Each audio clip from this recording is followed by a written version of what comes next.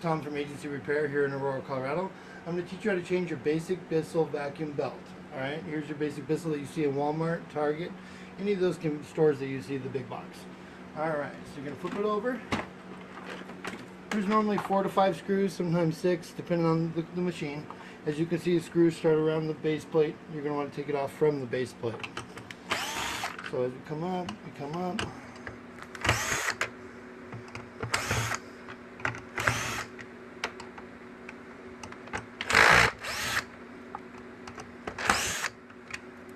Alright, and then your plate would come up, and then you're going to pull the brush roll out of there like that, and as you can see, the belt is really stretched.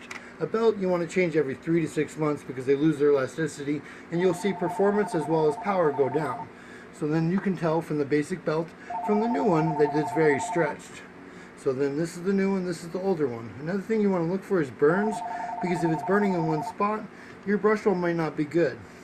But here, you put the belt on the pulley down inside here. There'd be a pulley in there. We're going to basically slide the belt over the pulley. Let me get it down under there. And then you can put it on your brush roll. And then you're going to gently walk the dog back up the brush roll. And then each side is different. This one has a round side, so you can kind of put it into the hole. This side actually has kind of an oblong shape. You got to make sure it fits in directly in a different direction. And then you put it down, and then you're always going to want to roll your brush roll, because if it snags the belt either direction when you put the bottom plate on, it's just going to rip up your new belt. And then again, we close it with the bottom plate, and we put the screws back together.